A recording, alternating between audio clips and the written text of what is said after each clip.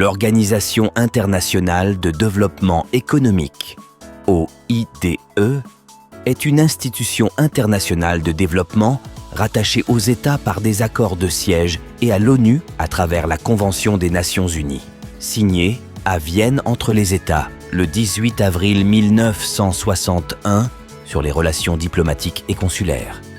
Elle est régie par des règles juridiques spéciales, à savoir indépendance à l'égard des États, privilèges et immunités, inviolabilité, immunité de juridiction pénale et civile, privilèges fiscaux et non fiscaux, maintien des garanties nationales.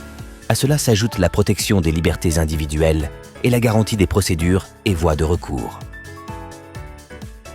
L'OIDE est une organisation de droit public de premier plan intervenant aux Nations Unies avec assignation, depuis le 13 janvier 2016, de 134 missions avec pour objectif principal l'éradication de la pauvreté dans le monde par la lutte contre toute forme d'injustice sociale et économique.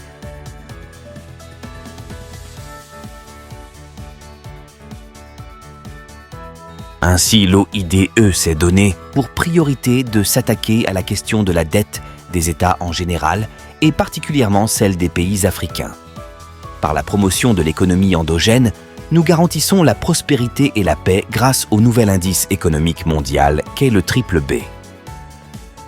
Cet indice économique exprime le meilleur niveau de complétude sociale et économique, prenant en compte aussi bien la performance des économies que la redistribution des richesses et la satisfaction des populations selon les richesses réelles propres aux États. Dans son discours sur le colonialisme, Aimé Césaire, poète et homme politique martiniquais, a dit « Une civilisation qui s'avère incapable de résoudre les problèmes que suscite son fonctionnement est une civilisation décadente. » Pour ce faire, l'OIDE s'est dotée d'une direction générale chargée des programmes d'éducation et de changement des mentalités que nous considérerons comme la cerise sur le gâteau au rapport de l'innovation contemporaine. Pour l'OIDE, la pauvreté et l'inculture sont d'abord d'ordre mental, c'est pourquoi nous définirons la question sous un paradigme nouveau qui établit un ordre de valeurs mentalitaires. Le 10 décembre 1948, les 58 États membres qui constituaient alors l'Assemblée générale des Nations unies ont adopté la Déclaration universelle des droits de l'homme à Paris. Ce document fondateur, traduit dans plus de 500 langues différentes, continue d'être, pour chacun d'entre nous, une source d'inspiration pour promouvoir l'exercice universel des droits de l'homme. Ce texte fondateur affirme que tous les individus disposent de droits et pose les bases de la République et de la démocratie, par la création d'une direction générale chargée des programmes d'éducation et de changement des mentalités. L'OIDE se distingue comme le nouveau relais civilisationnel qui se veut pourvoyeur de sens. Cette nouvelle orientation nous permettra de prendre en compte aussi bien les droits de l'homme et du citoyen que le devoir de l'homme envers l'ascendant et envers son prochain.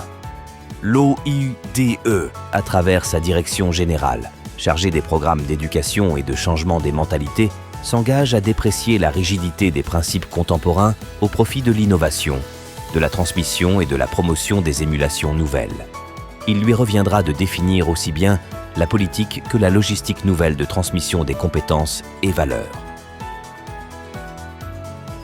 La direction générale, chargée des programmes d'éducation et de changement des mentalités, établira le rapport quadrilogique entre les principaux types d'éducation que sont l'éducation familiale, l'éducation scolaire, l'éducation sociale et l'éducation au changement des mentalités que nous regarderons comme disciplines et principes aussi bien quintessents que prépondérants pour le changement, la prospérité, la paix et le progrès réel.